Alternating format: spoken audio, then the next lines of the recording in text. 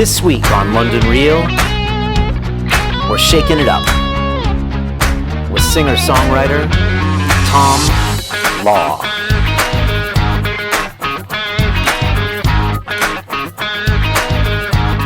I shot it myself, yeah, and I just had a camera on the tripod, and I sat on the floor, and I went to a charity shop, and I think I spent about £30 on just the most awful clothes I could find. Break it down and understand that there are going to be steps and things and mistakes you're going to have to make, and things you're going to learn from, and actually one step at a time. Look at your photos, clicking through your albums. Almost every day it sounds so creepy. I've signed faces, I've signed shoes, bags, signed most garments. Most garments? Most garments. Okay. Don't want to get you in trouble here. Let's not get into that. If I ever lost you, my best CDs will gather dust.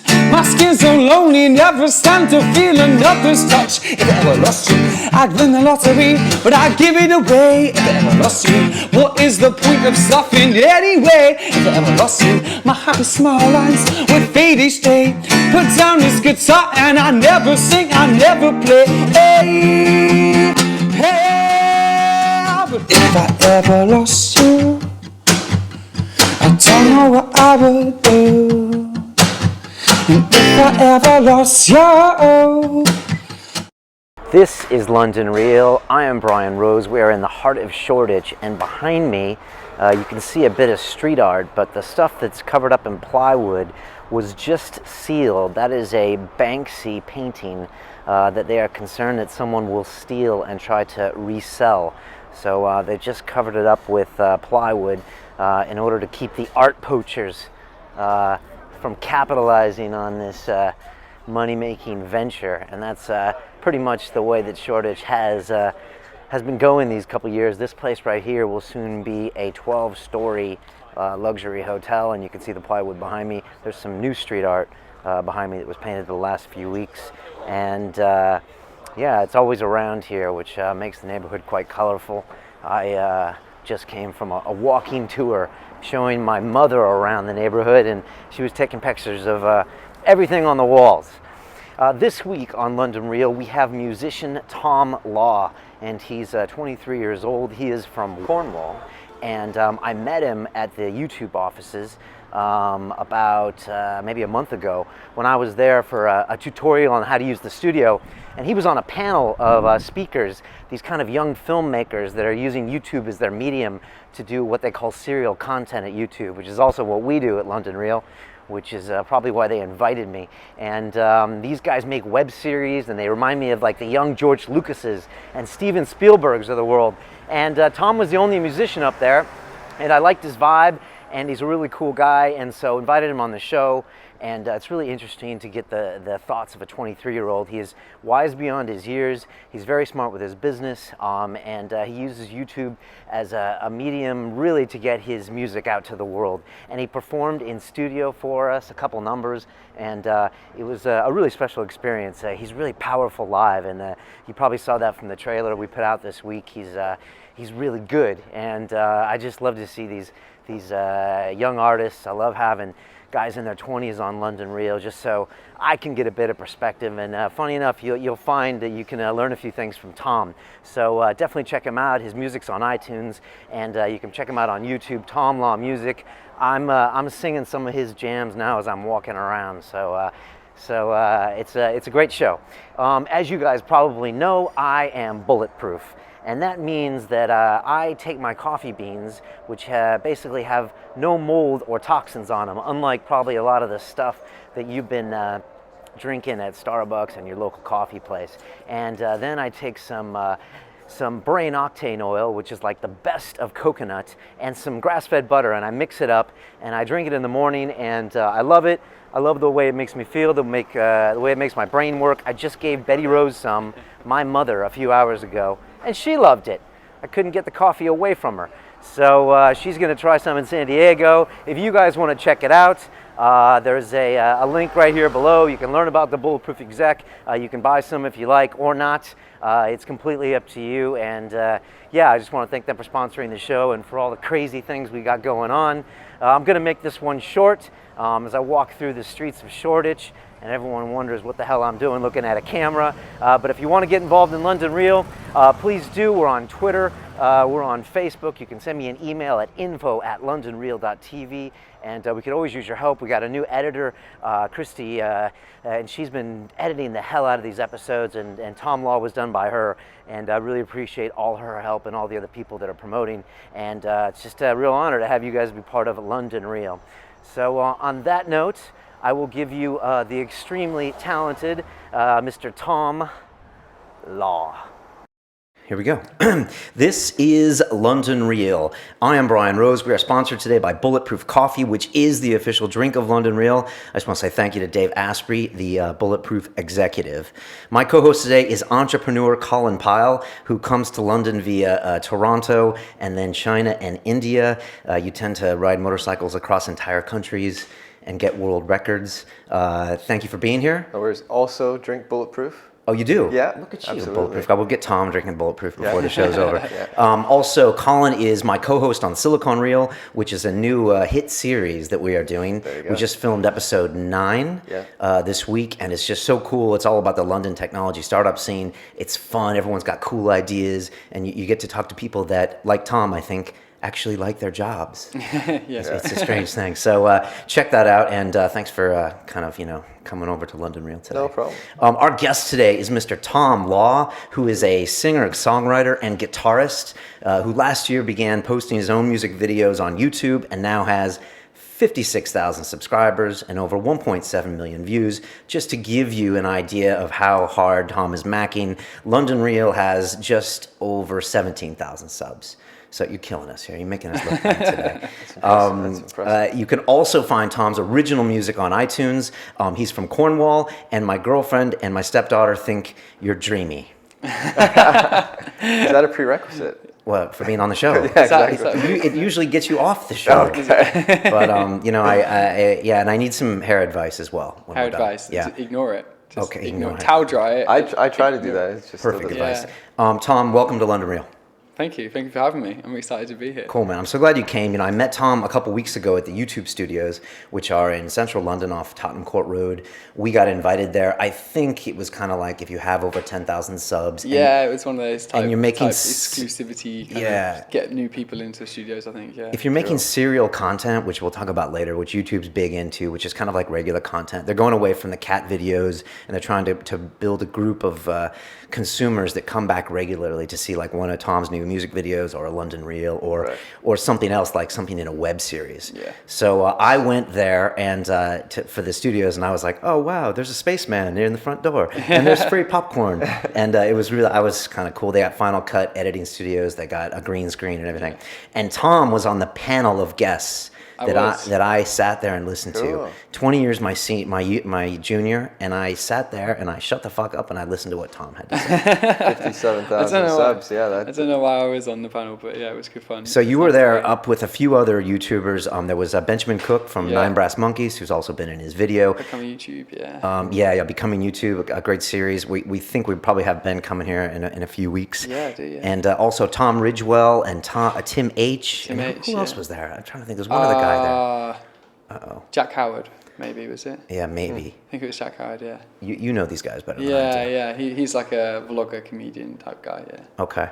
And you were the only musician up there. And I mean, part of me was like looking at these guys, and they're kind of like the it boys of YouTube. I mean, YouTube looks after you. They want you at all their events.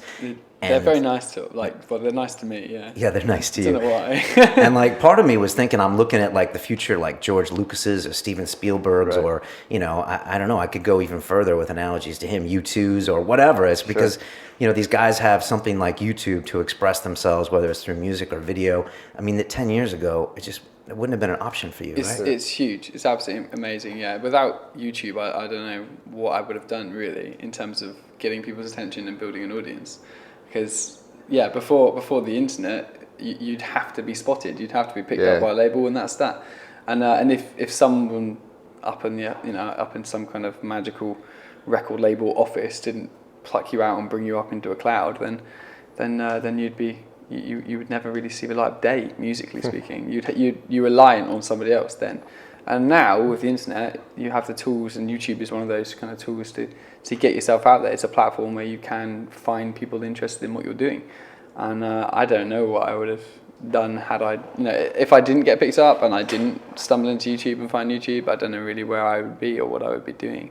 How did you become so popular on YouTube though? Like, because even YouTube itself, there's so much noise. Yeah. You know what I mean? So it's becoming, there's a lot. It's not just enough to be there. You also have to, now it's hard to get seen on YouTube. So what did you do to make that happen? I think the first thing is I mean, make good videos, I guess. Right. It's obvious, isn't it? But I guess, I mean, I like to think my content's pretty good. Yeah, it's pretty good. I pour myself into it. So if you're making good content, Right. people are going to find it. And even if one person finds it, if it's good enough that they want to tell someone else, Right. then you're going to grow. And so in terms of how to kind of get attention on YouTube, it's that it all comes back to make good videos. Yeah. But in terms of, I don't know, tips or whatever to try and get bigger, I guess posting regularly is one. The more active you are on YouTube, the more active you are on other social networks like Twitter and Facebook and Tumblr. I have all those. I have Instagram as well. Yeah. And I'm pretty active. I post on Twitter a couple of times a day, every day, and interact with fans and viewers. I shouldn't say fans. I don't like that word, but viewers and people who are supporting what you like to do. And so like there's lots. Like posting regularly is one. Interacting a lot on other networks and things. Now, posting videos on Twitter and stuff helps boost my videos quite a lot, because my Twitter, people who follow me on Twitter tend to be a little bit more interested in me than those who just follow me on YouTube. They want that little bit extra. So, Cool. yeah, posting regularly and I don't know, making good content, I guess. And the funny thing you said to me at YouTube is you're like, Brian, I hate making videos. That's what he told me right after I grabbed him after the panel. yeah, I was. I said, You can't say that. It's a little bit of a strong wording, certainly. But I was actually in YouTube today briefly. I was kind of passing through London. I just dropped in, and I got chatting to a channel strategist. So that her job is essentially to get channels to grow, and help people grow. Less so with people like me, because they tend to bring us in to ask for advice. But they're helping like corporate people try and grow channels who, she says, have no clue on how to even make a channel. And every time they upload a video, she said they try and make a new channel or something because they don't understand it. So that was her job. But we got talking, and she says, okay. And I said to her, I don't really particularly enjoy making videos that much. I mean, don't get me wrong, I would rather be making videos than working a bar job or something. Video making is creative, it's fun, it's interesting, it's challenging, it's different. I'm always learning new stuff, and it's certainly, it's certainly fun. It's certainly a nice thing to do.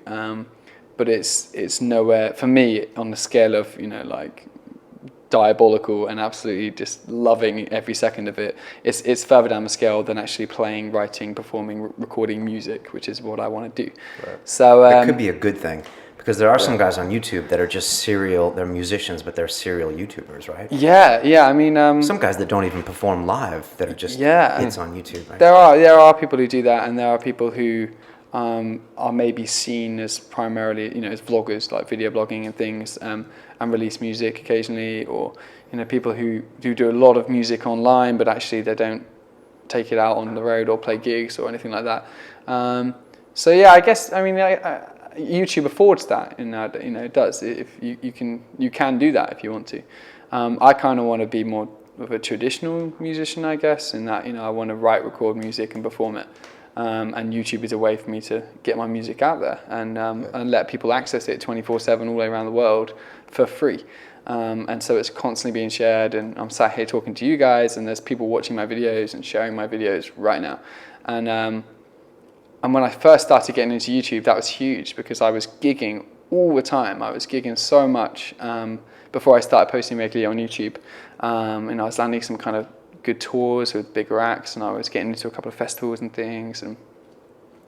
But the amount of time and effort and energy it would take to book a gig, promote a gig, get as many people there as I can, travel to the gig, play the gig, stick around afterwards, try and kind of network, find new people to kind of meet and collaborate with and everything, and then drive all the way back and then kind of wrap it all up.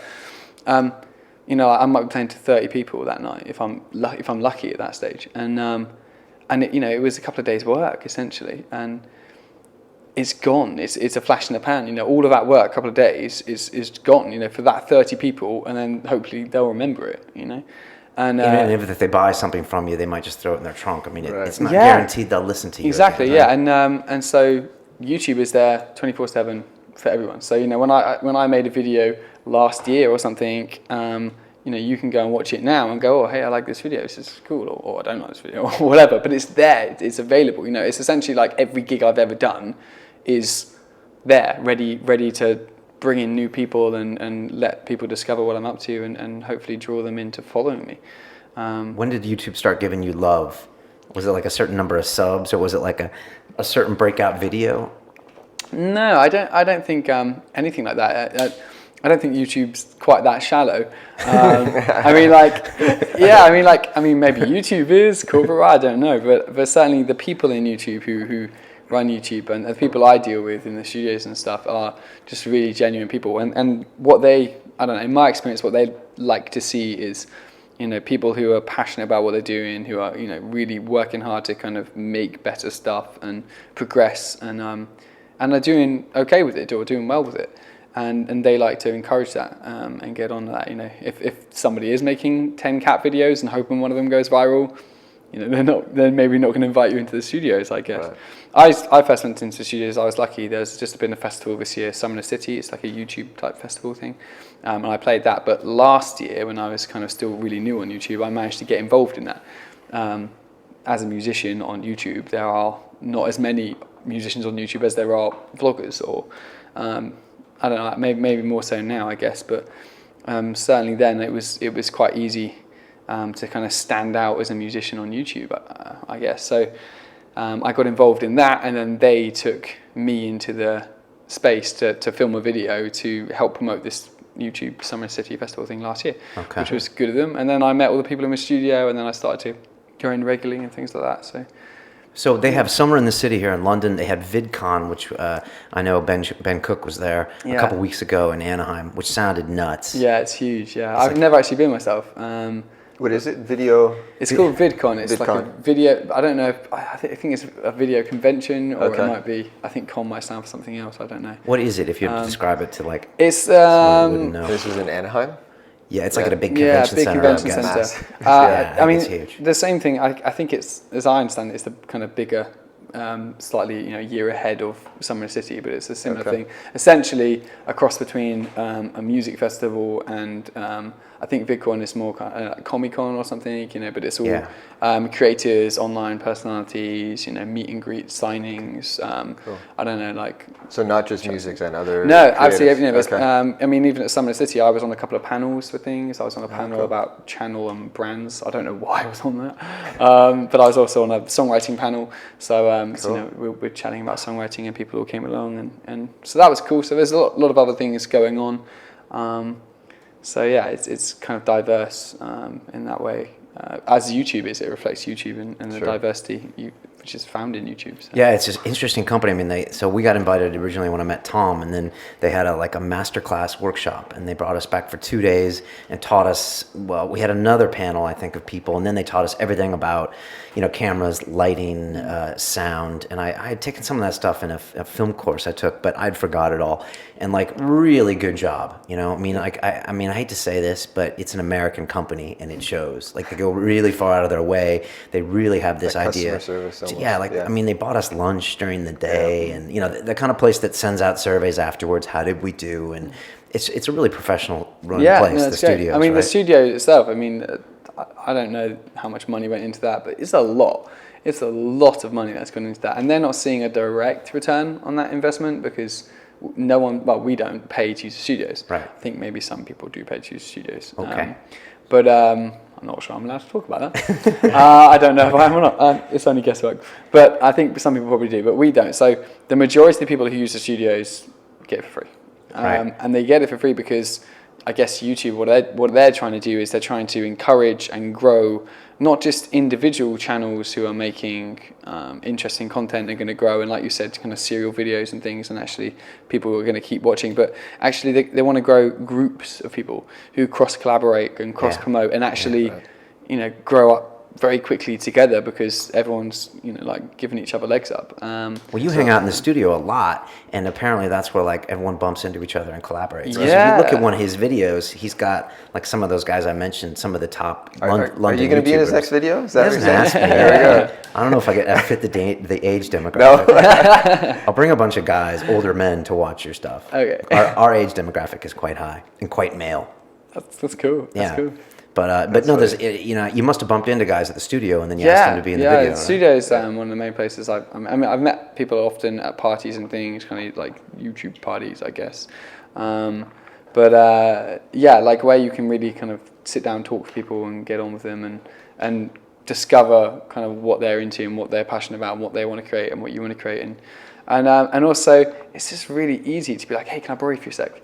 Like, oh yeah, what's up? And you're like, can I just film you?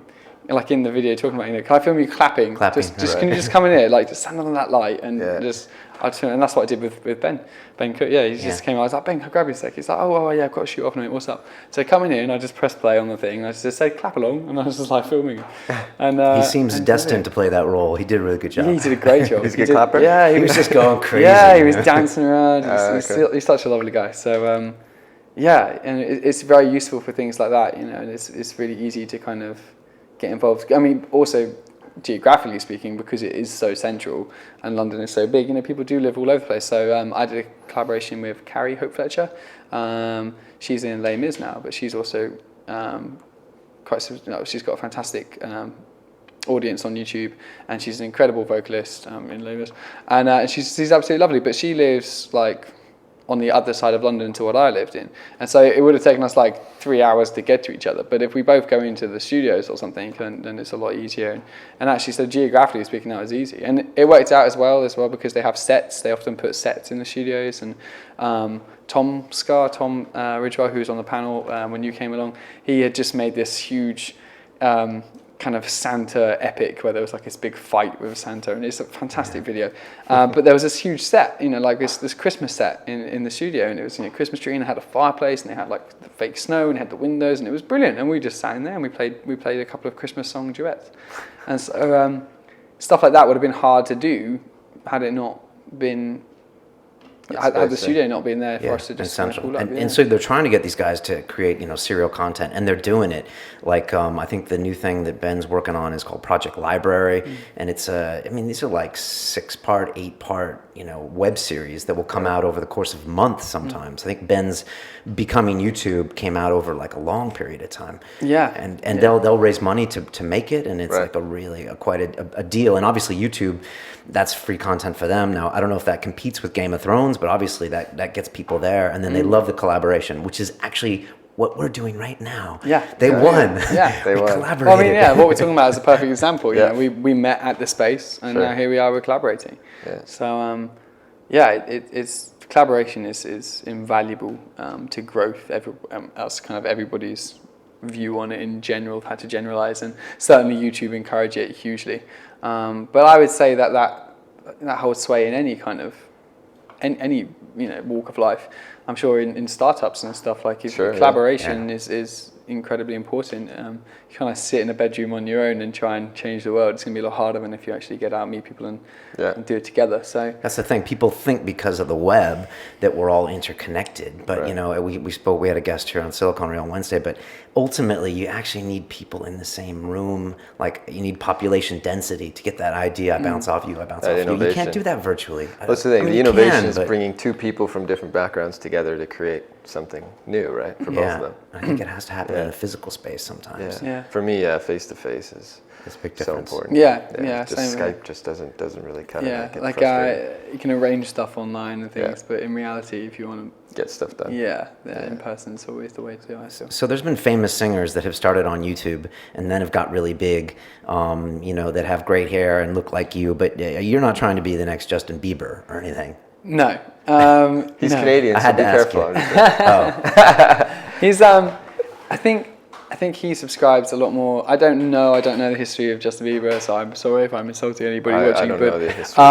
I think he subscribes more to the old kind of, I wouldn't say old, but certainly like a more traditional way of being successful in music, in that he got picked up by a label and then promoted and things. Right. He was discovered on YouTube, so that's, like if he wasn't on YouTube, maybe he wasn't discovered, but I guess it's still the same kind of thing, like back in the day you'd be discovered at a gig or, whatever. And so that's kind of, I feel like that's a different example to kind of what I'm doing, which is growing my own audience and actually doing everything independently. Have you been approached by labels? Would you consider a label? Yeah, I have been approached by labels, and I'd quite like a label, actually. Because I want to spend more time on music. Less video. And right. yeah, and it's not just videos. I spend a lot of time booking gigs and promoting gigs, and I spend a lot of time building websites and promoting, like changing websites and stuff. And I have to, like get hold of and research and find videographers, and I have to find photographers, and I have to go through and pick all the pictures, and I have to try and put them and make them into the website, and then I have to like design my CD label or get someone to help me design my CD label, or I have to get, so I'm constantly. I'm doing an entire record label's job, and that's a lot of different positions to fill. And but the downside is you don't necessarily control your cash flow with a record label. You don't know what's going to happen. Yeah, you could be constrained creatively or long-term contracts. Yeah, we've heard all the horror stories. Yeah, obviously, yeah, of course. And the biggest thing for me would be creative control. If they said you have to write with this person, and I didn't want to, then that would be a bit of a sticking point for me. Is there a new breed of labels that might like let you keep your iTunes money and they just help you, the next album, or they just help you tour? There must be some hybrids. Yeah, there's loads of kind of stuff going on like that. Unfortunately, as far as I understand it, any ones that do well get bought up. Okay. Which kind of makes sense, I guess. I've been approached by many smaller labels and management companies, but they don't tend to be able to offer me what I'm looking for. And essentially, the three things I'm looking for are contacts, because I don't have all the right contacts to kind of get things done and find the right places. Investment, money, and things to kind of maybe hire a studio, or front costs to put on a tour or something, and actually like a team of people to do all the stuff that I'm doing now, like building the websites, making the videos, and putting everything together, and management essentially, so I can focus my time on music, which is what I want to do, what I care makes about. Sense. We had a guy named Immortal Technique in here. He's a really popular kind of battle rapper, and he's a super popular hip hop guy in the States. And I think he owns his own label now, but he said back in the day, a record label was a loan with a ridiculously high rate of interest, as in something you couldn't conceive of, because you might get 50 grand, 100 grand to do these things, but it would be 10 years later. You wouldn't, you'd be paying that off in some way. Essentially, it's everything a record label gives you comes out of your royalties. Right. So it still is a loan. The thing is, if you do well, then the money's going to be paid back, and if you don't do well, they'll drop you, and actually you haven't lost any money. It's not like you go to the bank and you're going to have to pay all that money back anyway. But it is essentially, it's still a loan. Any money they spend on a TV advert comes out of your royalties before you get paid. So if any labels are listening, they should tweet you at Tom Law Music. yeah. I've had a couple of chats with labels recently. They all seem to be very much, we're interested in you. Right. And that's kind of it for now. Just talk, but no numbers. Yeah, that's kind of it for now, I guess. I haven't released I haven't released any original music bar the last song I've recently released for about a year. So I'm working on an EP at the moment. Awesome. So hopefully when I release that, then it's more current. They know what I'm doing now, and they can actually that'll step up my game. But you want to release that on your own. You don't want to release that with a label. No one's approached me and said, "Hey, we want to release an EP with you." So I'm releasing it on my own, I guess. Okay. When's that coming out? Don't push me. I think my job. I'm aiming for sort of October-ish. I'm aiming for October-ish. Yeah. And how many tracks on the EP? I was just going to go for 4. I always want to do more, but I keep being told do 4, because 4 seems to be like the acceptable Start. Start from an EP. And if I release a 4-track EP, obviously I'm going to be able to get another 4-track EP out a lot quicker than if I release a 6-track EP, because obviously 2 of the songs are already gone. The other thing I want to do is I want to make a video for every single song on the EP. I don't want like a lead single and then that's the good one and the rest are fillers, because I'm proud of all the songs, and I have a YouTube audience that wants videos. So I want to make videos for all 4 songs. So it makes sense to kind of do like a 4-track EP and make 4 music videos, and then maybe do another one or see what goes, or hopefully I'll be in talks with labels and stuff. I have no idea. I could be completely left alone and be making an album on my own. I have no idea. But the wonderful thing about YouTube and the internet, and just the internet, it's not just YouTube, it's the internet, is that I have an opportunity to do it myself. I have an opportunity to, I mean, it's hard work and it's difficult, and I'm learning everything. Well, I'm learning every single day, and I'm making mistakes as I go, but actually I have all the control. I'm my own boss, and actually I can do what I want to do, and as long as I'm happy and I've got a roof over my head at the moment, then why not? Can you make a living right now? Can you survive? I'm managing. Okay. Yeah, okay. I'm managing. Yeah. So that's good, because that way, if you didn't have that outlet, then then you couldn't. So it keeps you alive. Yeah. I want to talk about one of your videos, and then we are lucky because Tom's going to play some music. I'll play some, yeah. He was warming up, and I was like, I thought he was pretty dreamy when he was warming up. So, but you have one video, and you were talking about it. I think you did 52 takes. Was that it? Or 50 takes? This was Thrift Shop. Yeah, Thrift Shop. So it was a cover, right? Yeah, this is the cover, of Thrift Shop, and it's all electric guitars and guitar solos and things. And I actually retitled it. I changed the title to English version, because when I do a cover, I deliberately mix it up and I change it, and I want to be quite artistic with it. So it's not just a copy. It's different. Like case in point, I did a cover of a Bob Marley song, and I played it to my mum afterwards, and she said, I thought you were going to do a Bob Marley song. I said, Mum, that is Bob Marley. I was on the phone and she was like, it doesn't sound like Bob Marley, because I kind of changed them up. But yeah, the Thrift Shop, I changed it to English cover because I had so many comments that, because I sing in an English accent, I'm English. Right.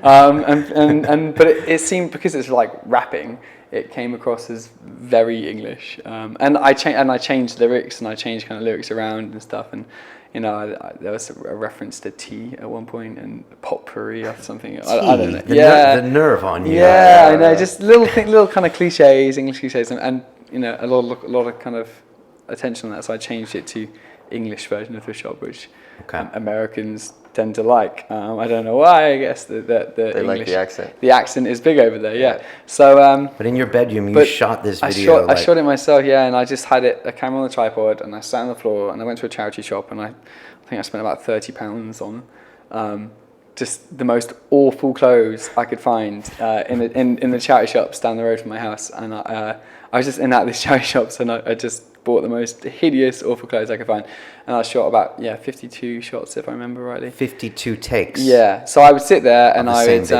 but obviously I would sit there and I would sing it, and I'd be wearing one silly costume or whatever, one silly outfit, and then I would do it again, and I'd sing it again. I'd just change my costume, and I'd sing it again, and then I'd do it again, and I'd just have glasses on so like I could change it, and then I'd do it again, and I'd change it again, and then I would pick up my acoustic guitar or something, and then I would do another 4 or 5 takes with different clothes and the acoustic guitar, and then I would have my electric guitar and do another 4 or 5 takes, and then I'd have my electric guitar with the rhythm part and do another 4, and then the bass guitar, and then and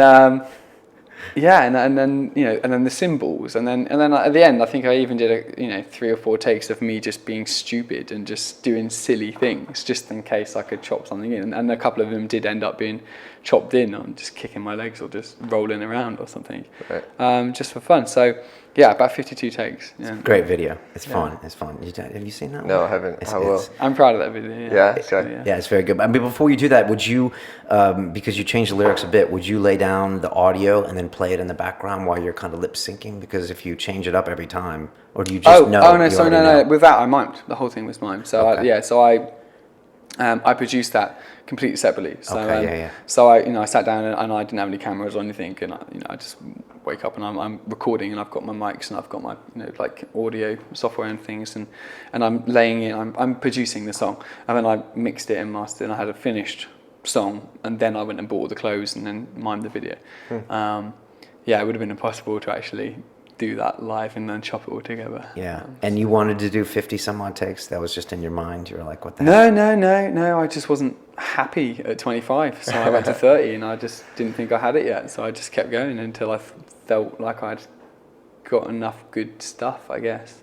Perfectionism. Cool. You know, I meet a lot of musicians and they all are kind of waiting for the break. And I mean, I know they try to gig and I know they hand out flyers, but then a lot of them seem to just kind of stop there.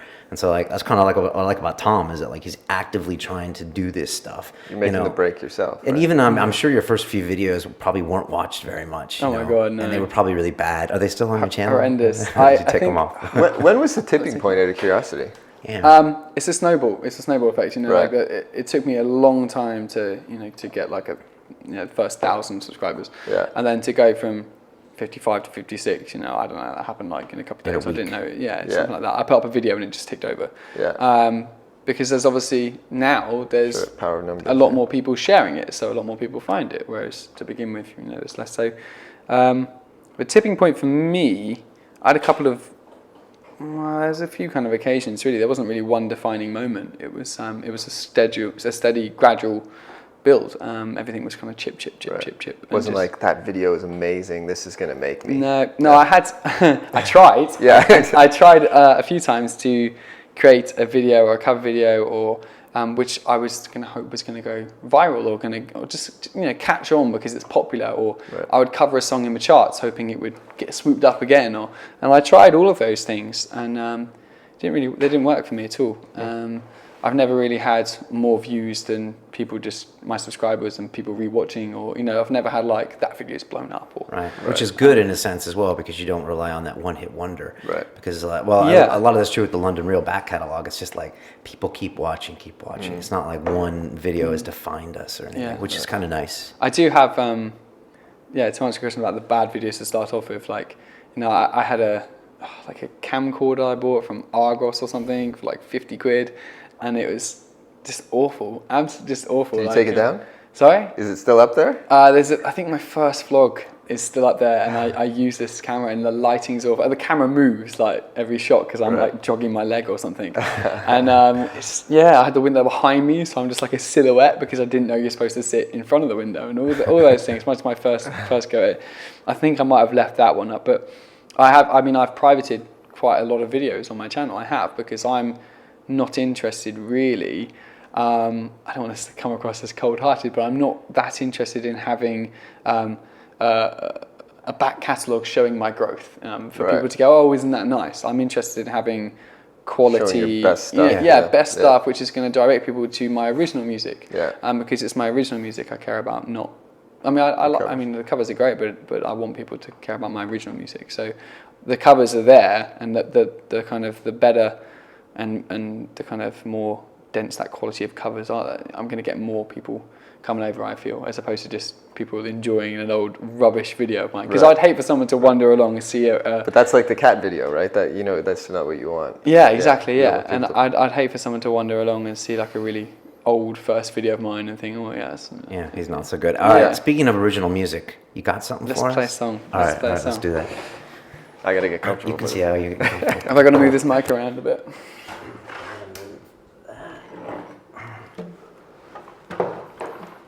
Give me 1 sec. I'm just going to get this camera going. Okay. Hold on 1 second. Let me just... gotta get the double video going.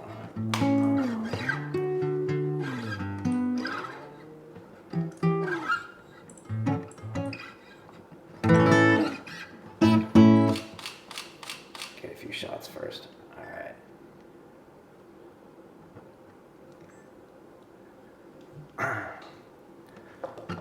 Awesome. Cool. We good? Yeah. So this is a song called Touch My Skin, and it was the first song off my very first EP, and it's actually one of the first ever videos I uploaded to my YouTube channel. So yeah.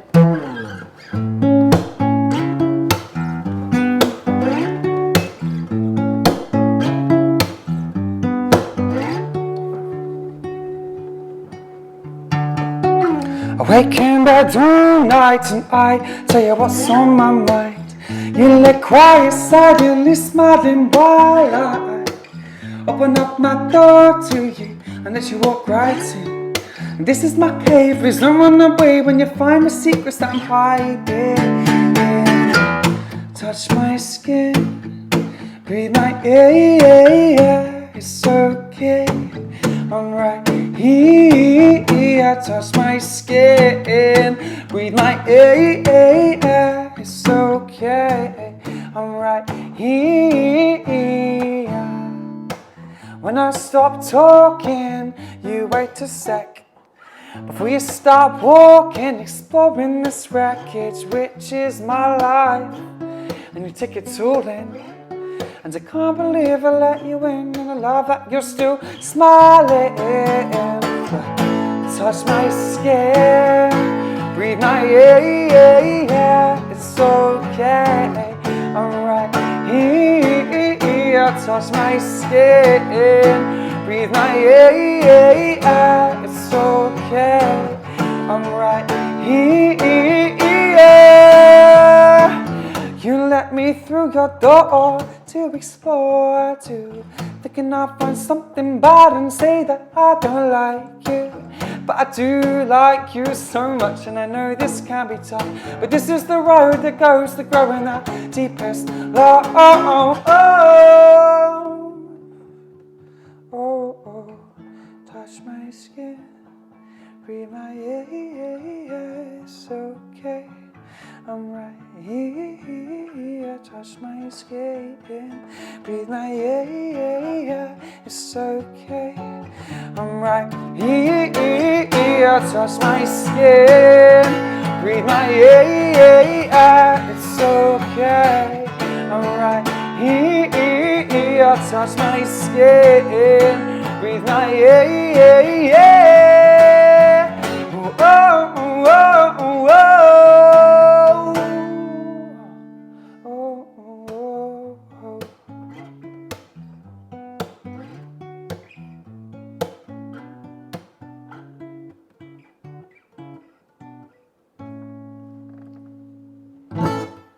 Wow. That's amazing. It's incredible. Like I was telling you guys before, I have zero musical talent. And so when I see someone with so much talent, it's just... Thank you. That's kind of you. That was great. That was amazing. Wow, you have a lot of, there you go, here, there you go, there's water back.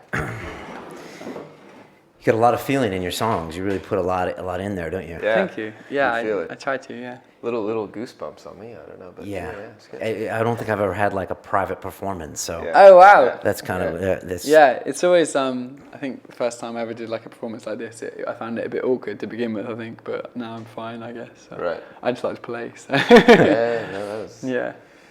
Yeah. I think maybe it doesn't. Does it transfer on YouTube?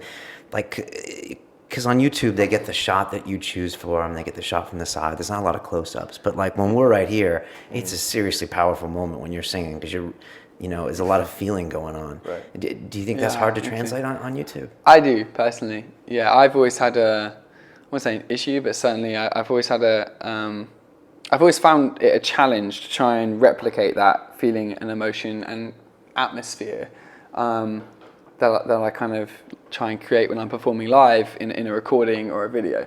And I've always found that, and that's part of the reason that I love performing live, and I love to go to people's gigs. And if there's a band I love, I'm always trying to go and see them live, because personally I feel that live music is just 100 times more magical and emotional and just incredible than when it's captured on a video or music. I mean, music, recorded music certainly has its place, and so do videos. But I feel like live music is where music started. Is what music really is, and I feel that that's kind of the best type of music, personally. Thank God for that, because that means you can tour and you can do that. Because if you couldn't, that would be like a crazy virtual world we're living in, Yeah, I mean, well, yeah. Some people do, not they don't tour or something. Like you said at the beginning, there's people who just make music and they put it out online and they have a huge hardcore following, but they don't like to tour. and I'm not like that. If anything, I much prefer playing live to. I mean, I find it easier for one because I don't have to sit there and sing the same lines 10 times, you know, to make sure it's the right one or something. 52 takes. Yeah, 52 takes. Sure. You know, like it's just. I guess it's the difference between acting for film and acting, you know, film and television and acting on the stage. You know, on the stage as an actor, I've done a lot. But you know, like on the stage, as an actor, you can get into it. Like as the character, you are on stage, and for 3 hours or whatever, you are that character, and you're into it and you're emotional. And I guess, I don't know, I've never done like TV acting or whatever, but you got to snap in and out, and it's more analytical, I guess. You know, whereas when you're on stage, you do all that kind of analytical bit beforehand in rehearsals, and then you're in the moment, and you're kind of when you're performing, and that's what I love. So. And people can tell if you're in the moment. They can tell if it's genuine. They can tell if it's real when you're live. Yeah. Even if they're in the back. Yeah. I think they can tell, right? Yeah, completely. That's what I was like. You wrote that song. Yes. That came from you. Yeah, you know what I mean. You can kind of that. tell. Yeah, you can tell. You can just you feel it, and it's where like if someone's doing a cover, or sometimes you're at a bar and people are just jamming covers, and it's different than when they do their own. You just feel that energy. Yeah, cool. I'm glad you guys liked it. Yeah. That was awesome. All right, now I have to ask you about your fans. Tell us about your fans. What's a typical fan? Do you love your fans? Do they go a little crazy sometimes? Well, firstly, I mean, I don't know why, but I don't like to use the word fans. I guess. No, it's a horrible word. I don't know, but certainly like I don't know. You could say supporters or something, I guess. But we need a better word than that. I don't know. I don't like followers. It makes me sound like some. I don't know, like I'm inventing a religion or something. We need the Tom Law equivalent. Little culty followers. No. Yeah. We need the law equivalent of a believer. Yeah. Some of my viewers. Lawyer. Some of my viewers have come up with tomatoes. So they hashtag tomatoes or something, which I think is kind of sweet. It's not bad. But yeah, I'm not sure it will catch on. Hashtag TomToms started to come up at one point, but obviously then a load of sat-nav stuff came up as well. The TomTom sat-nav. So I don't know, but my audience is primarily younger because I built it mostly on YouTube. How old are you, Tom? I'm 23. Okay. Yeah, most people don't realize I'm 23. How old do they think you are? Older? I think most people guess I'm about 19 before they start talking to me, and then when I start talking to them, they realize I don't live with my parents or something, and I've done other stuff, I guess, or whatever. Right. They're like, you can't be 19. I don't know. But yeah, I've got a nice baby face, I guess, which is useful, I guess, in music. I'm going to be ID'd until I'm 45, no doubt. But hey ho. But yeah, an average kind of viewer, because of my average viewer essentially, or to put it, is average for YouTube, and YouTube subscribers tend to be I don't know what it is. I think it's like 80% 14 to 17-year-old girls. Is that really? The majority of YouTube subscribers. Yeah, 80%. Yeah, something like that. But I don't know. Don't quote me on that. Certainly, but a lot. It's a lot. Yeah, it's a lot, and I think again, please don't quote me on this, but I think I remember someone on YouTube telling me that subscribing, people who have a YouTube account and subscribe to other accounts, counts for 2% of viewership on the website YouTube. Everyone else just goes onto YouTube, types what they want, watches that, and then clicks off again. They don't subscribe, they don't log in, they don't follow people. Right. So Google's trying to change that. And Google's trying to make that. I bet that is they're trying to link the Gmail and YouTube accounts. Yeah, and they're trying to get people to log in and subscribe and actually follow content as if they were going to do it on TV or whatever. And it does feel like it's moving that way. More and more people seem to be doing it, and more and more older people seem to be doing it, which is really nice to see. What's old for you? I'm just checking. Like what? 85. Okay. Yeah. What's long form content? What's old? Where is your audience? Is it UK, Europe based? Actually, I checked this out the other day. I'm rubbish. Like I know a lot of YouTubers who religiously check their analytics, right. And they're following every trend, and they're like working out how many subscribers they've made or lost per video, and all. It's a dangerous game. Yeah, get quite wrapped up in numbers, and I glance at my total subscriber figure if I'm on the page, and I try not to get hung up on anything else. But I did for the first time about 2 weeks ago check out like a map of the world and see where everyone is, because I was thinking this is crazy. And out of the 50 56,000 people or so following me. Only about 19,000 of them are UK. Okay. And I've got like, there's like, I think it's like 16,000 or something which are American, and then there's like, and then there's like 11,000 which are Chinese, Australian. Oh yeah. Yeah. So like, so it's kind of look Australian. If I didn't hear your accent, I don't know. I'm the surfboard told in the background. Yeah, exactly. I'm told like, you know, the kind of acoustic singer-songwriter thing is big in Yeah, Australia. But yeah, for me it's kind of like UK, closely followed by America, closely followed by Australia, and then like everywhere. You know.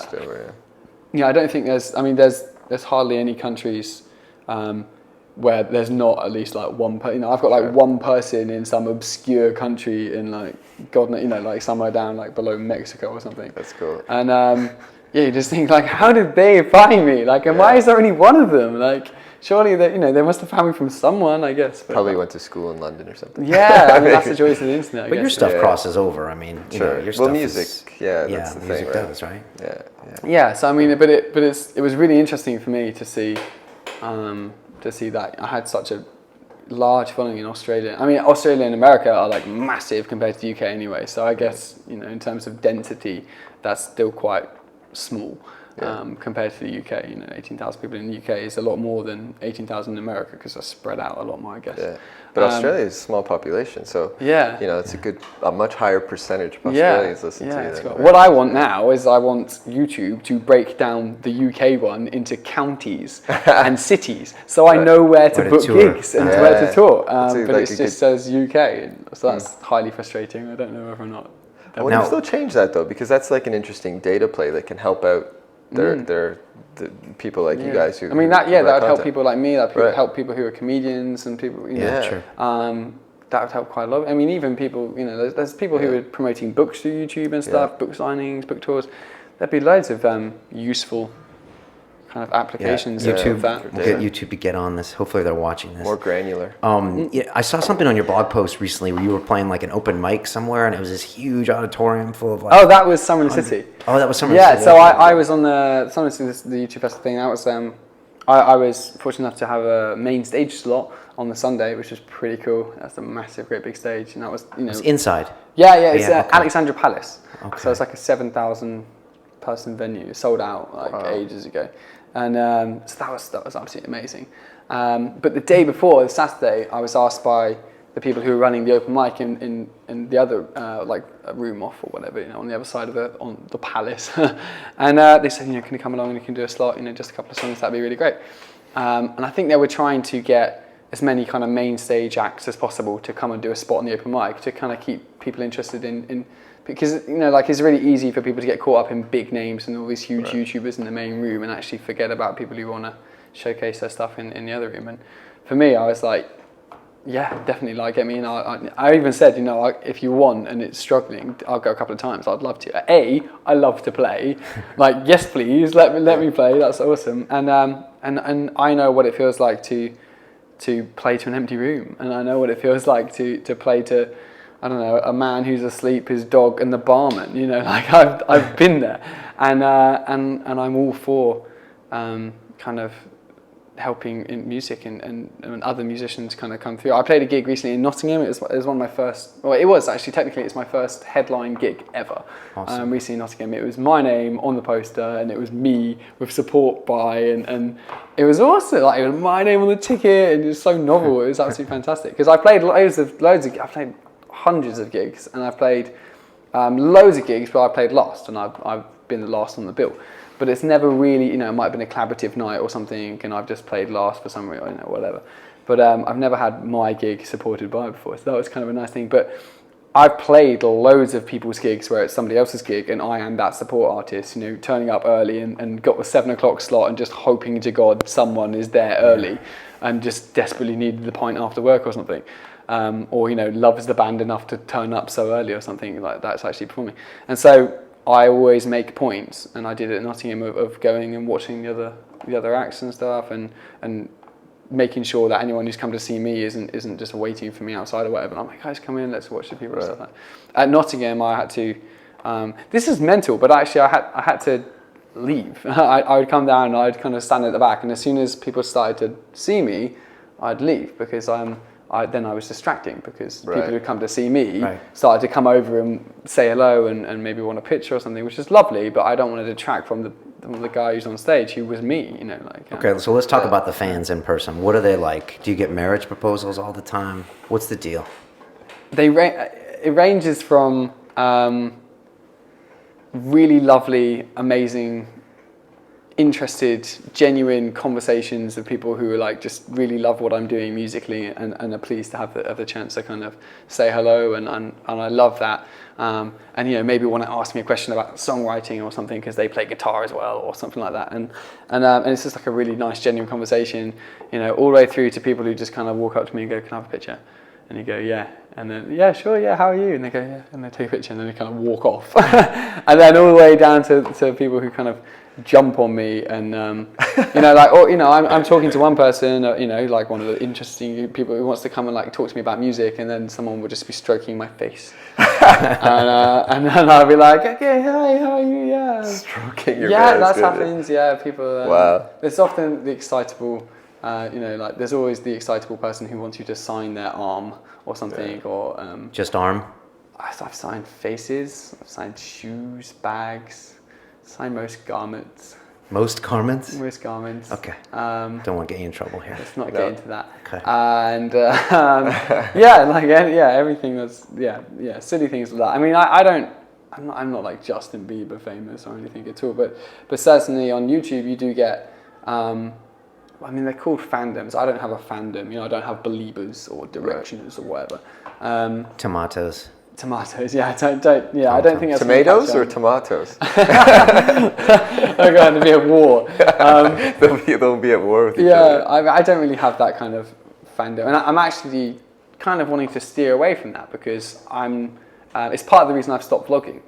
I've stopped vlogging on my main channel and speaking to a camera because I realised I was attracting people who follow me for kind of celebrity and because they want to know who I am and they wanted to know about me. And as nice as that is, and as much as I quite like to connect with my audience, I want people to follow me because of my music. And I would much rather have an audience like Jack Johnson, who, you know, like married, has kids, and I don't know, bold, or I don't know, it doesn't matter, you know, like absolutely doesn't matter. And he can just turn up out of the blue, you know, 2 years after not doing anything and say, "Hey, I've got an album and I'm coming on tour." And everyone will buy the album and everyone will go and see him play. Because they care about his music, not about him and his life and his family and what he had for dinner that night and why he's bought new socks. And that certainly has its place in the world. You know, I mean, I think Coronation Street's the longest running TV show in the history of the world or something. And what is it? It's people's lives dramatized. You know, people are interested in people, and that's great. I just don't want people interested in me. But people really want to know what Tom's doing on Sunday. Some people do. They want to know what I'm doing, and I'm not even near as famous as you are. But they always want to know the personality behind. Yeah, I mean, yeah, people do. Yeah, and I mean, I'm the same. You know, like if I really love a book or a writer or I don't know something, or I've read an amazing blog post, I want to find out who wrote it. I want to find out who. Because I want to know more about them, because, you know, if I've enjoyed or learned something from what they've created or their music, then maybe I can learn more from them as a person. So it makes sense that, you know, I'm intrigued. I'm a fan of Jack Johnson. I like him. I think his music's great.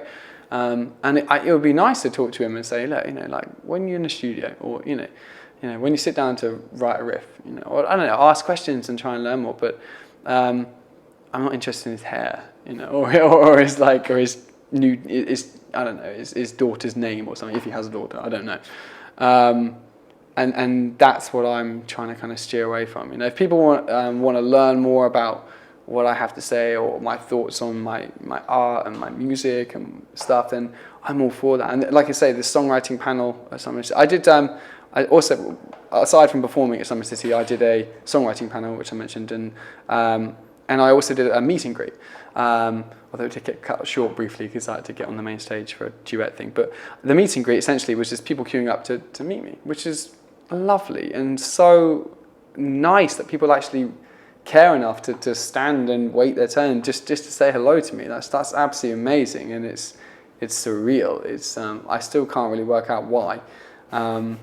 It's really not. I can understand why people want to come and see me play because, you know, I've poured my heart and soul into these songs, and I've, you know, crafted my kind of I don't know, my skills on the guitar and, you know, singing and songwriting for years, and I've really poured myself into that, but I still can't really work out why people just wanted to come say hi. But that's okay. It doesn't get creepy. No, I think it's lovely. I think it's really, really nice. But I would personally, I much enjoyed.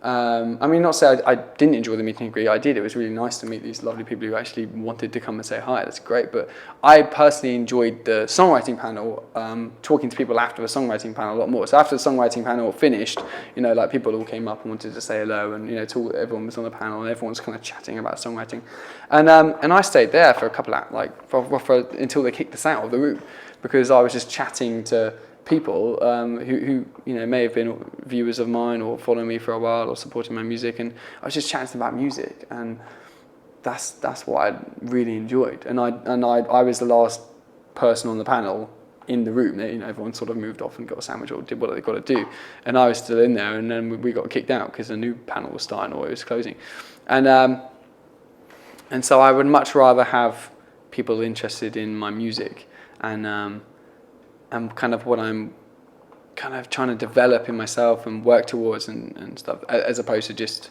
me as a person. Fair enough. I don't think I'm that interesting as a person. No one ever does, but you probably are. You know, I'm going to hit you with a couple questions we always ask the Silicon Reelers and the London Reelers. Sometimes I think we're going to have to adjust the age a little bit here for Tom, but that's okay. So here's the deal. If you can make a phone call, we usually say to the 20-year-old, but I'm going to say the 15-year-old Tom Law, and give him a bit of advice. And it can't be just, keep going, Tom, you're going to be on YouTube someday. But if you want to give him a little bit of advice, what would it be? Embrace technology. Wow. Because I didn't. When I was 15, I didn't have an email address.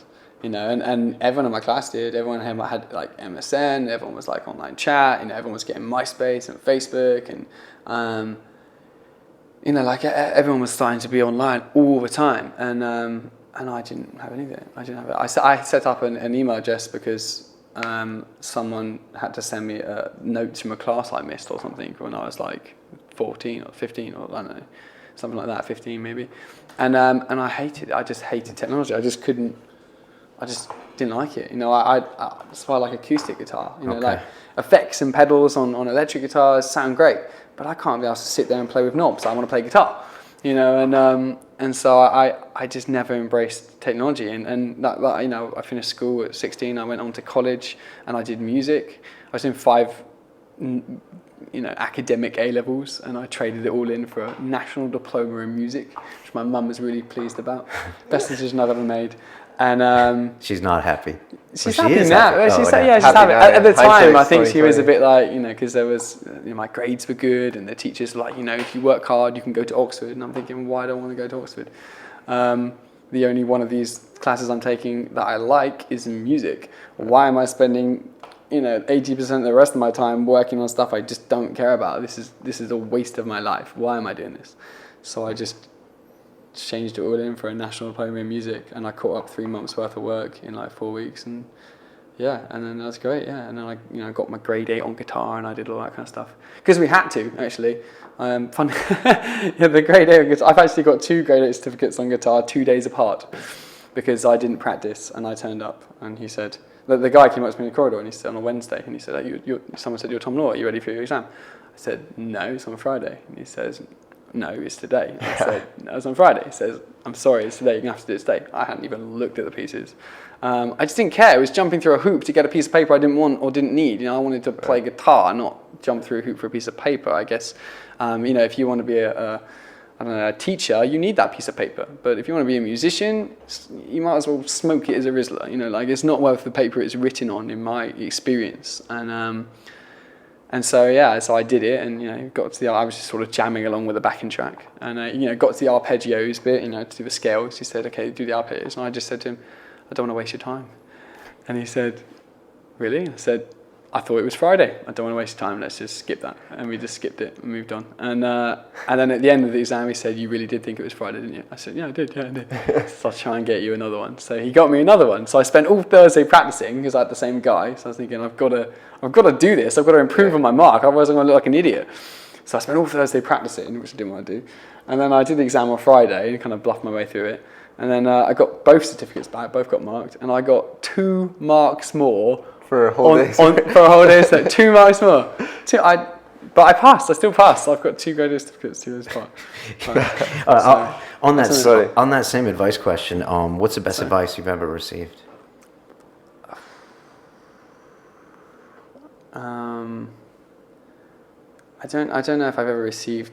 I don't know if I could pinpoint like a moment where I actually received advice, but I guess a message which has been brought across to me repeatedly and kind of sunk in, which I feel is fundamental to my happiness and my, I'd like to say, developing success, is enjoy what I'm doing, and actually just enjoy it, because I was in school. I was always lazy. I was like, I just didn't care, you know. I didn't want to be there. I would flunk off and go and play music in the music block, you know. For my GCSEs, my dad, I remember when I was getting my GCSEs and I finished all my exams and we were waiting for the results, and my dad was like, I didn't revise. I wanted an iPod desperately, because I was carrying around a CD player and a bag full of CDs every day, and I wanted an iPod desperately, and all my friends had one, and my mum and dad were that desperate for me to revise. They said, look, well, if you revise 1 hour a day for the next month and a half to your exams, we'll buy you this really expensive iPod. And I did it the first night. I thought, this isn't worth it. I'll carry on my CDs. You know, it's just a bit heavier.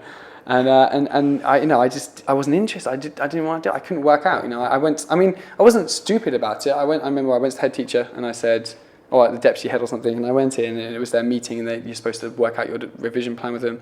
And they said, you know, like, have you got your revision plan? I said, okay, hold on a sec. These are my coursework grades. I said, yeah. I said, so that I'm guaranteed, even if I don't turn up to any exams, I'm guaranteed 3 C's, 2 B's, and this. And he says, yeah. So I said, if I don't go to a single exam, I'll still get into college. He says, yes. I said, and I'll get into the college I want, doing the courses I want. He says, yes. I said, well, why am I doing exams? And he said, well, and you can't argue with that. So I was like, this is a waste of time, so I didn't revise. And my dad was very much like, you can, you know, like, I think he said to me, he was kind of in a way looking forward to saying, I told you so, you know, if I didn't get such good results and stuff. And I did get good results. I don't know how, I bluffed my way through, I guess. But I got good results, and I forget where I'm going with this story. You said enjoy what you're doing. Enjoy what I'm doing. Yeah. Sorry, yeah. So yeah, because you weren't at that time. Yeah, so, and I wasn't, and so I got through it, but I just didn't. I wasn't passionate about it. I didn't, you know. I got good results, but I could have had, you know, top results in, you know, I could have done so much more. And my, you know, when my brother got his exam results, I don't think he did quite as well as me. He's not quite as academic. He's a very clever guy, but it's not quite as luckily academic, I guess, in that way when we were younger. And he got loads of like presents and congratulations for his results. And I did better than him, and I got nothing because I didn't put any effort in. And that's what my dad valued, and I think that's great. That is, yeah. And at the time I didn't, because I wanted the gifts, but you know, I can see that's kind of great. But things I care about all through that period when I didn't care about exams. I didn't, you know, I was getting into college. Why do I need to study and stuff? I was working on stuff, and I wasn't lazy. I wouldn't be kind of sat around watching TV. I'd be trying to play guitar, or I'd be trying to learn how to do something, something I cared about, something I wanted to learn, because I kind of feel like there's so much in this world and so much knowledge and so much out there. I can't, you know, why am I wasting my time learning logarithms, which I'm never going to use and don't care about, when I could learn something really cool, which I care about and it interests me? And if the thing which I feel the best, like I say, the best part of advice or whatever I've taken in is that by enjoying and just kind of really getting into what I'm doing, it's not working. You know, I can work 12, 14-hour solid days every day, 7 days a week, and it's not tiring. So you're enjoying yourself now. Yeah, but yeah, exactly, because it's something I care about, it's something I want to do, and it's interesting, it's challenging, it's different, and it's not a waste of time in that sense. You know, I don't feel like it's a waste of time because I'm enjoying it, I'm learning, I'm developing, and I've got a goal, and so by enjoying it, I mean, it's when people say to me like, if you know, what's your top tip for learning guitar? I say enjoy it. Enjoy it. Because if you sit there and you're just annoyed and angry that you can't hold an A minor chord without your finger slipping off and hurting, and you're just sat there just desperately trying to, you're going to give up. You're never going to get past that first stage of playing guitar because you're not enjoying it. Whereas if you just hold the easy version of A minor and enjoy playing a song, you're going to like want to learn the next bit because you really enjoyed that. And That's good advice. That's good advice. That's good advice. There's a last part of that question, and this is really relevant for you. And that's to the person listening right now who's, maybe in that 13 to 17-year-old demographic. Maybe they're a girl, maybe they're a guy. And they literally want to be like Tom Law someday. They want to have their own YouTube channel. They want to be invited to somewhere in the city. Maybe next year VidCon. I don't know. What advice do you give them? Well, firstly, what we just said, enjoy what you're doing. That applies to everything, I feel. You're just going to work harder at it. But I guess having it, I don't know, like, break it down. That's probably the best thing. Break it down. Like, figure out what you want, and if this case, if it is, have a music channel or whatever, have a YouTube channel, break it down. Don't wander along aimlessly, hoping that you chuck up a video and wonder why you haven't made it yet. Like, break it down and understand that there are going to be steps and things and mistakes you're going to have to make and things you're going to learn from, and actually one step at a time. And if you've got your end goal in mind, and for me that end goal is like having an audience which is can help me achieve longevity with my music and people kind of coming to my shows and buying my music and that's my end goal, and right now I'm still working towards that. And YouTube is like, my end goal is here, and I'm here, and YouTube is kind of like a big sidestep. Like most people see it as a huge sidestep, but for me it's not, because I've broken it down and I've kind of thought, well, I'm not going to go straight up here unless someone picks me up.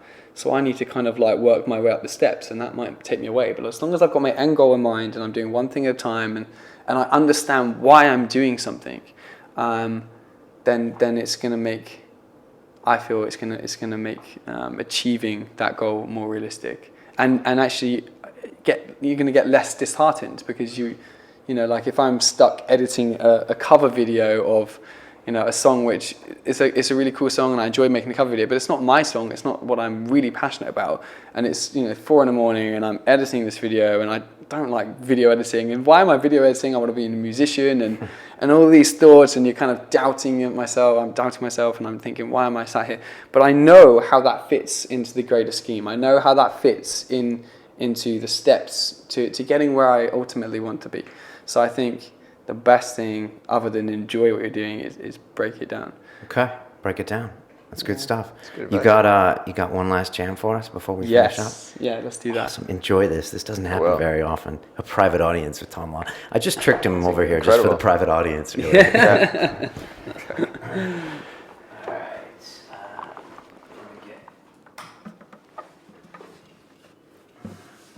Right. I'm going to play the song that you mentioned to start off with. Yeah.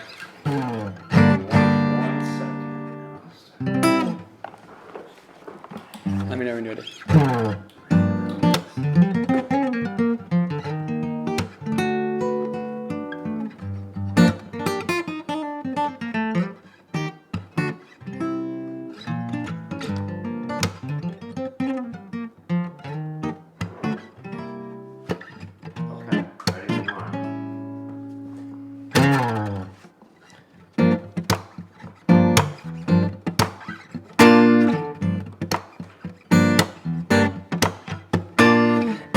Ever lost you, I don't know what I would do.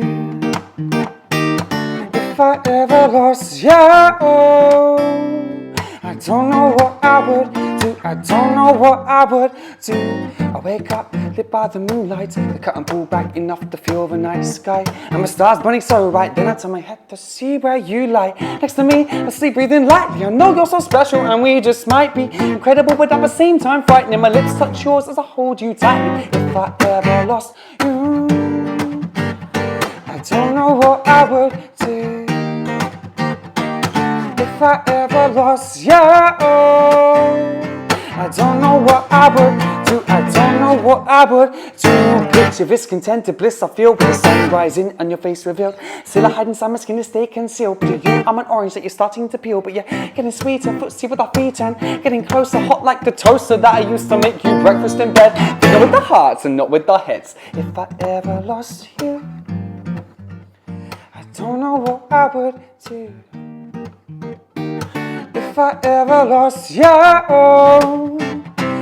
don't know what I would do. I don't know what I would do if I ever lost you. Down on the cliffs, I ditched my phone. If I ever lost you, anybody wants me, I'm at the bar alone. If I ever lost you, my best CDs will gather dust. My skin's so lonely, never stand to feel another's touch. If I ever lost you, I'd win the lottery, but I'd give it away. If I ever lost you, what is the point of suffering anyway? If I ever lost you, my happy smile lines would fade each day.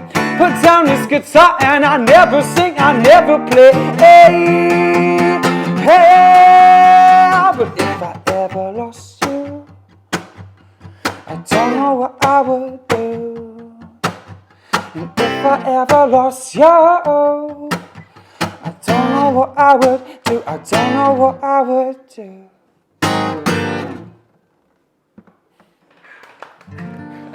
That's amazing. I gotta get these private shows more often. That was great. Enjoyed that. Wow. Yeah, that was good.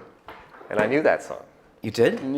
That's the one you checked out, you said? Yeah, that's the one I checked out. That's when you checked out, yeah. I had to hold back from singing along. Is this one? Keep switching waters on you.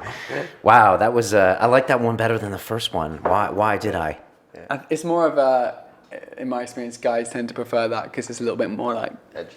bit more edgy. Edgy, yeah, and it's kind of got almost got a little bit of almost hip hop feel to yeah, it there, yeah. I'm and- really into hip hop. Yeah. Really? Yeah, really It's into hip almost kind hop. of like some little pieces remind me of like Sublime songs. Like, you know, I don't know I love why. Sublime. Really? Yeah. And Just like a couple. I love lyrics. I'm fascinated with lyrics just as much as I am with music. So did you lose? Did you lose? If I ever lost you? Do we want to go there? Yeah. Okay, we'll leave that. Yeah, We'll cut that let's not go there. What's this? What's this? Well, the song, if I ever lost you. Oh yeah, yeah. We got to keep his private life private. Man. People always ask that, like, "Oh, your song is about real people," and like, yeah. They're like, "Who's it about?" I'm like, "No." My cat, I lost my Yeah, cat. I lost my cat. Yeah. Yes. Have you done hip hop per se, or is in the way that you kind of you bring it into a bunch of your songs, like you bring in that? Yeah, I love hip hop. I love like Jurassic 5 and Yeah, I love J5. yeah. I saw him play in Brixton a few years ago. Did He came you? through, yeah. I saw one of them in Bristol like last year or something. I think they were at Lovebox this year too. Really? Yeah. Oh no. They have big love in the UK. They have a big fan I want to base see here. Charlie Tuna. He's awesome. But yeah, like I love hip hop. I love lyrics. I love how things fit together and the kind of wordplay. And I think that's like a whole kind of separate art. And I just really, really enjoy that. I never do it as like poetry, but like with music. Okay. Do you have musicians you want to collaborate with, like J5 or other people out there that you're like, I'd love to, do that with? So many. So many. Does that kind of stuff happen, or do you have to make it happen, or does it not happen? Is it always like kind of like record labels? Yeah, I mean, I guess it's the same kind of politics in a way as YouTube. Like, you do get, like if I've got friends and stuff who are absolutely massive on YouTube and huge audiences, and they might collaborate with someone who who has absolutely no following essentially, and they're just kind of giving that person the following, but they believe in that person. They think they've got amazing content. They feel like they deserve a kind of a chance to be heard more. So they let them, they want to do that. They want to help them out and they want to work with them regardless whether they've got no following.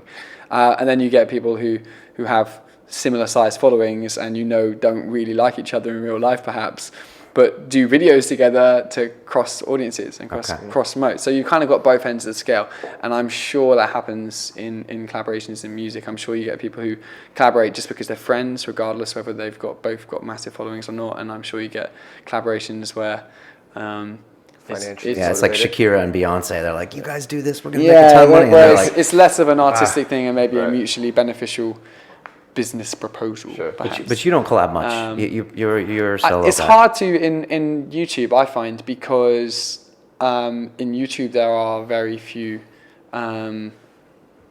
musicians in my circles. I find. I mean, I know of fantastic musicians who are like all around the country, and even in I've got friends who make music on YouTube and they're absolutely fantastic, but finding the time to kind of do stuff is really, really difficult when I'm always trying to focus on the next bigger thing or whatever, and unfortunately, like because I'm not doing YouTube for although it is fun, I'm not doing YouTube primarily for fun. My main goal on YouTube is to find as many people as I can to like my music, and find as many people as I can to introduce to my music, and that is why I'm on YouTube. And so although collaborating with a friend would be amazing fun, it's time I would rather prioritize to introducing people to music or to my music and things.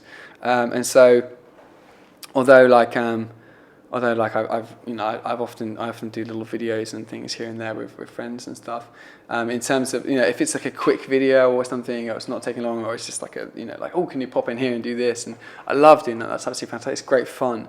But in terms of like, hey, we should sort out a day and rehearse, and then we should sort out a day and film, or we should he's a businessman. Yeah, I mean, there is that too, and that, I guess, that sounds in YouTube, and for some viewers perhaps that sounds a little bit cold cutting, but like I say, I mean, I guess at the end of the day, I want people to hear my music. Yeah, and you have to have your priorities, because no one's going to have them for you. Yeah. You have to keep your eyes on the goal. It sounds like you have a very fixed goal in mind, and I love the fact that you're just, you're using YouTube as a tool. Yeah. And I'm quite open about that. It's when I first went to YouTube, there was like a big circle, and everyone went around, all the YouTubers, a lot of them I hadn't met before, and it was like, why you're on YouTube and what you want to do with YouTube. And everyone was like, I want to grow, I want to learn about myself, or I want to create movies, and I want to use this as a platform to learn more about camera skills to go into TV. And I said, I want to get off YouTube. No, but I don't want to get off YouTube. I think now YouTube has become a love, and I will probably always make videos. Yeah, I'd like to think so. Yeah, I do too. But it'd be nice not to have to make videos. It'd be nice to make videos because I want to. Or if someone else make the videos for you. Yeah, or someone else edited it or filmed it, and I could, I don't know. We need to get you on a big shoot, because we talked about like getting your intimacy into a video, but like, some kind of really cool on the scene, unplugged thing, multi-camera, get a director involved. Anyways, in the future. All right, last question, Tom. Okay. What's Tom Law doing 5 years from now at 28, 10 years from now at 33? What do you see? That's hard. This is London Real, man. What do you expect? We're gonna hit you with some hard ones while you're here. Okay, in 5 years, I mean, what I would like to see in 5 years, I'll be really candid, I'll be really open. I would like to be signed to a label, preferably like a really well-respected subsidiary of a major, so it's got a bit of clout, but actually it's still interested in music and not the bottom line. Right. I would like to be touring relentlessly, because I just love playing live, and I would love to have creative control over my music. Maybe I've got an album out. I should hope I'd have an album out in 5 years, and then maybe working on the second one, or just put the second one out, I guess. Touring a lot. Surfing, I don't know, traveling a little bit. I mean, That's for the Australian audience. Yeah, he's a real surfer. Like, there's a surfboard in the back of his videos. Oh yeah, I've been surfing since I was like 11. Yeah, I was a little bit. I'm from San Diego, so cool. I'm not actually a great surfer, but I do know how to surf. But I saw a surfboard and I was like, actually, I believed it with Tom. Yeah. Because Tom has continuity in his character. Yeah. You believe it's on a prop. But you're from Cornwall. They surf in Cornwall. Yeah, I've been surfing since I was about 11 or so, or maybe 10. Or my brother started surfing when he was like 12, so maybe. I surfed in the rain in Newquay. It was in the rain. Me and my brother have a bit fun. of a tradition every boxing. Well, sometimes we do like Christmas morning, but usually every Boxing Day we go for a surf. Really? Yeah, wetsuits, and I mean, like it gets cold. Like, you have your wetsuit, you have your winter ash vest underneath, you have your boots, your gloves, and you have your hood, and you're like this, and you're like a little seal. But I've only surfed 2 days, and they were lessons actually in Australia. Okay. I was just traveling, and I was like, hey, the weather was crap. Yeah. I was like, I'll just take some surf lessons. It's not easy. I loved it though. You love it, yeah. It's great. It's very, very difficult. It's like fun, it's like guitar. I find the better you get at it, Sure. the more rewarding it is, and the better I've got at surfing, the more kind of effortless, and the more you don't have to think about it, and you connect with the wave. It's such an amazing. All right, we segued there. So that's you in 5 years. I like that goal. Yeah. 10 years. 10 years. You're gonna be an old dude by then. You'll almost be my age. 10 years. 33. I'd what was I saying? put out another album, I guess. I'm a simple guy. I don't know, it'd be nice to have a house or something, and a house in the country, maybe somewhere to stay in the city. I don't want to live in the city. I'm a country boy. Family man, some dogs. Yeah. 33. Kids, I should maybe? probably Yeah. be married by then. Yeah. Yeah, married, and I don't know. Yeah, got a kid on the way or something. Uh-oh. Yeah. Tom Law Oh, talks God. marriage on London Real. Yeah, it's Getting hot in here. See the YouTube fans freaking out right now. Yeah, but I 10 guess years for just that, more of the so. same, making music, flexibility in what I'm doing, and Would you ever want your own label and sign young talent? Is that something you ever think you'd do? I don't know. I mean, now I don't, not at all, because I feel like I have too much to accomplish on my own. I certainly couldn't handle taking on anything else, and I can't see myself in the immediate future wanting to do that. But I don't know. Maybe once I've done 2 albums or something, and I mean, even if I released them independently, and I've done 2 albums, and I don't know.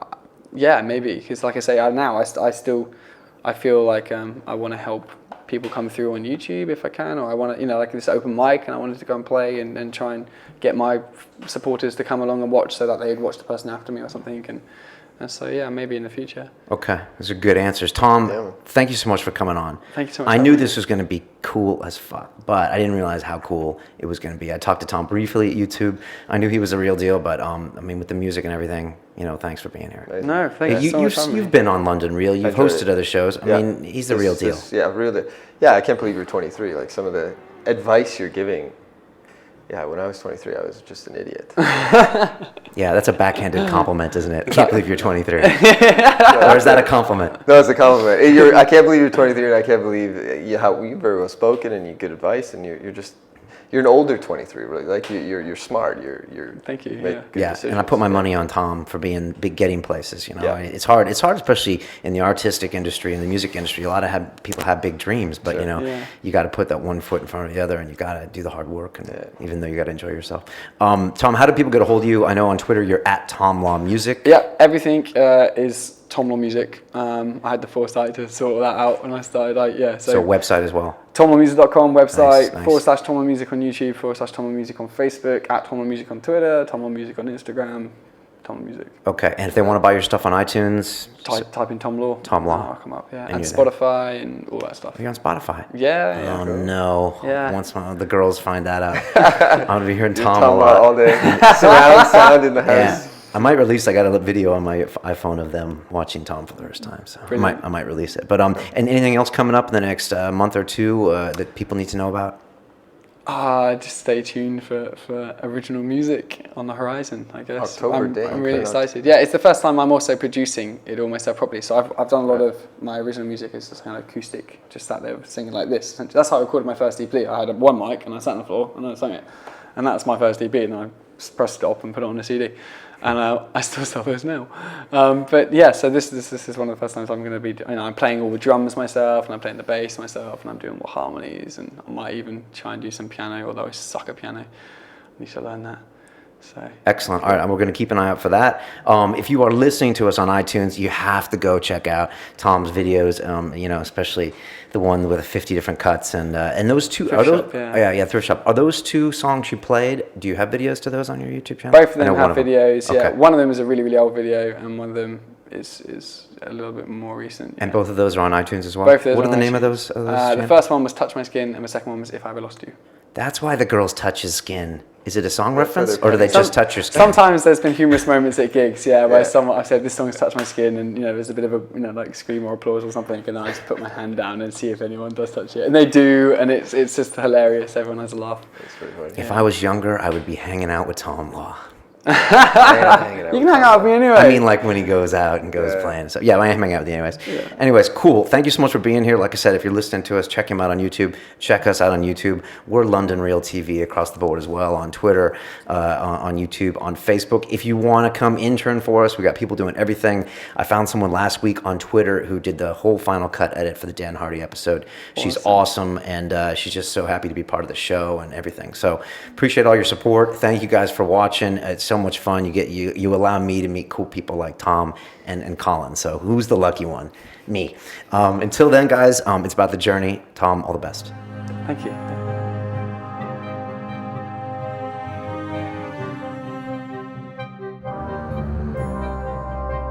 This week London Real meets UFC fighter Dan Hardy.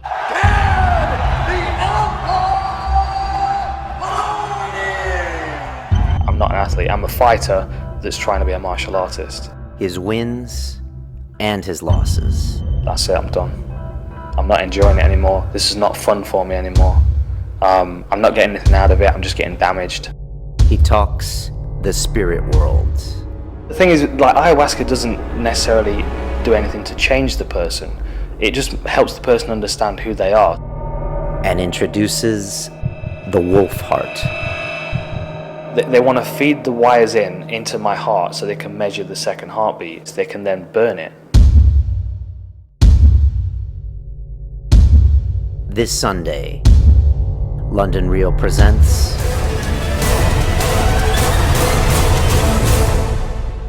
Dan Hardy, Uncut. Every subject's on the table, so feel free to ask away.